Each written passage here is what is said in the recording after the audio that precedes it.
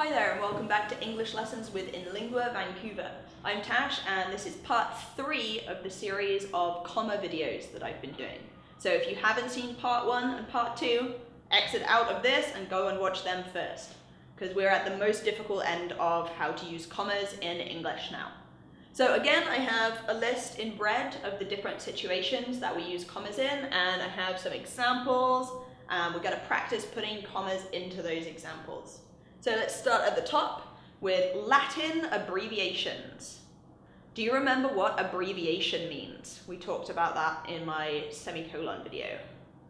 An abbreviation is when we make something smaller, something shorter. So we take a word and we can make it shorter. For example, instead of saying digital video disc, we say DVD. We use an abbreviation. So in English, there are several Latin, different language, abbreviations that we still use.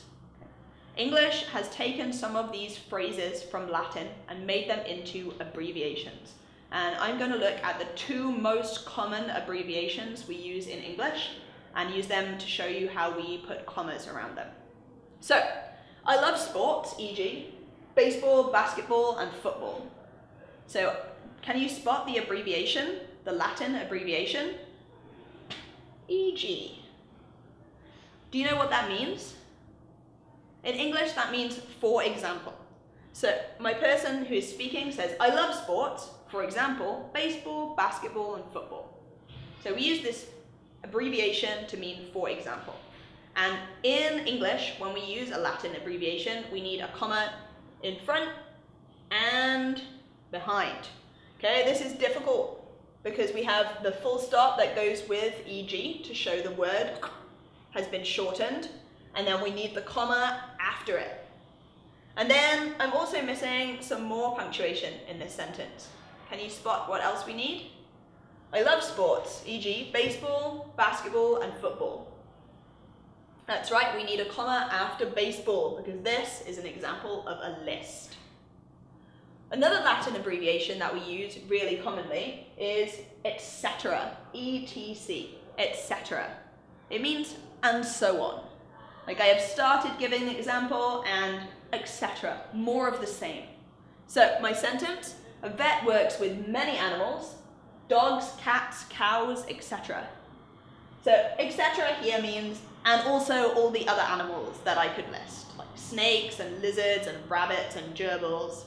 I could go on for a long time, but it's not necessary. I can use this abbreviation, etc., which means and so on, instead of listing every animal that a vet works with.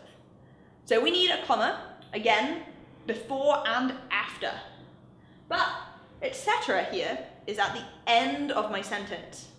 Can we ever put a comma at the end of a sentence? No, big no-no, we cannot. So in this sentence, etc. period finishes the punctuation. But again, we've got a bit of a list situation. Okay, we've got dogs, cats, cows, etc. So we need how many more commas? 2 more commas. We need to separate our list items using commas. So Latin abbreviations, I'm only going to look at those 2. So they're the most common Latin abbreviations we use in English. But I hope if you come across other abbreviations when you're studying, you will remember to use your commas before and after, unless they are at the end of a sentence. What's up next? Parenthetical expressions. Do you remember the lesson on parentheses, where we talked about adding extra information to a sentence that you can take out without changing the meaning? A parenthetical expression is part of a sentence that is not super important. We can remove it. And we need to make sure that that piece of sentence is highlighted by commas on each side, so that it's easy to see which section of the sentence can be removed. So, I reminded Mum, in case she'd forgotten, that it's my anniversary. What is the point of this sentence? I reminded Mum. What did I remind her? That it's my anniversary. So, the reason I remind her needs to be enclosed in commas. It's not so important that we cannot remove it from the sentence. I reminded Mum that it's my anniversary. I reminded Mum, in case she'd forgotten, that it's my anniversary. So we can tell that piece in the middle is not really important. It's kind of like I'm saying, in case you'd forgotten, off to one side, out of the main sentence. So we need commas to separate that piece of the sentence. They usually cost, if you get a good deal, around $200. So again, I have some parenthetical information here, some information that isn't really important. Can you figure out what it is? Where you would put your 2 commas to show the parenthetical information? They usually cost, if you get a good deal, around $200. The sentence, they usually cost around $200, is what I am trying to tell you. This is extra information. I can take it out and not change the meaning of the sentence. So, comma, comma, showing the parenthetical information. We also use commas when we are writing before greetings, after greetings, and before our closing statement. So here is a very short email that I have written to somebody. Dear Miranda, I love your pizza, sincerely Tash. Okay. So we need some commas in this to make it grammatically correct. After my greeting, where is my greeting? Hello, dear Miranda. It's my greeting. So after the greeting, the name, the greeting, we need a comma. I love your pizza. We need a period there, because that's a complete sentence. And then my closing, sincerely Tash. We need a comma after we have closed. Okay? Sincerely Tash. Our closing statement, sincerely, and then when I sign off, we need a comma between those 2 words. We also use commas to show contrast in a sentence. You know the word contrast? When we want to emphasize the difference between 2 things. Okay? So like black and white is a contrast. So in this sentence, I ordered pizza, not lasagna. It's very casual. But if we add a comma, we can show more of a contrast between these 2 parts of the sentence. So, what do you think? Where do you think the contrast is in this sentence? I ordered pizza, not lasagna. We need a comma right here. I ordered pizza, not lasagna, to show my pause, which adds dramaticism, makes this much more dramatic. Not lasagna, ugh, don't even like lasagna. I ordered pizza, not lasagna. Separating those 2 adds emphasis. I'm going out with Misha, not Lucy. Okay, similar thing, we've got a contrast, but we are talking about people, not food this time. Where do you think the comma goes? I'm going out with Misha, not Lucy. Again, it goes right in front of our negative to add contrast. Okay? So we need that after the first part of our sentence, before our negative. We also use commas when we are giving titles, like Mr., Mrs., that come after the name. So sometimes in English, our titles don't go in front, like Mr. Brown. That's in front, and we don't need a comma. But sometimes we use titles that go after the name. For example, very common one, Ph.D. So here, Arnold Samson, Ph.D., is my English teacher. Where is the title? Here is the title. And where is the name? Here is the name.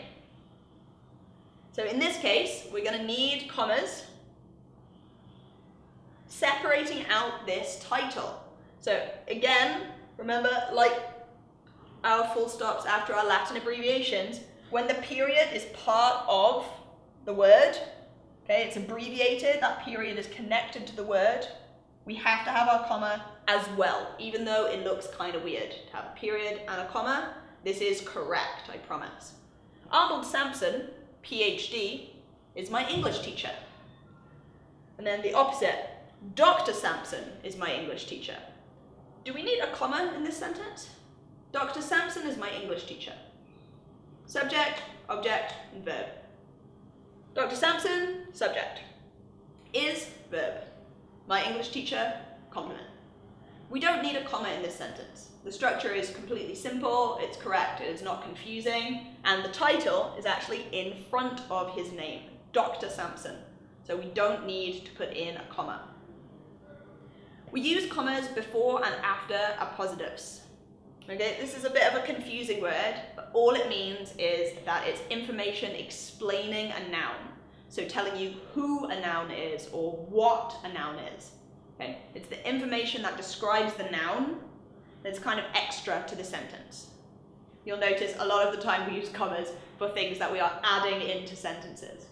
So here I have 3 examples of the same sentence. I'm going to move to this side so you can see them all. Our principal, John Bossman, gave a great speech. Principal Bossman gave a great speech. John Bossman, our principal, gave a great speech. So they all have the same meaning, and we've got this. Gave a great speech is the same in each sentence. It's just the front lead-in that's different. 2 of these sentences contain appositives, okay, descriptions of the noun. So let's have a look for the noun, shall we, in the first sentence. Our principal, John Bossman, gave a great speech. Here, our principal is the noun. John Bossman is the appositive. It's explaining the noun.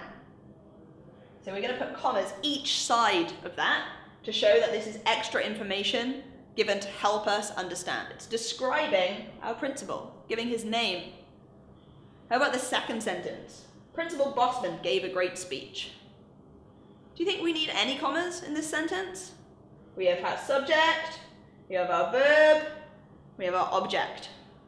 This sentence is complete with no commas. There's no confusing information, no extra information. It's a very simple sentence. Subject, verb, object. We don't need anything else. So that means my third example, we definitely need commas. Okay?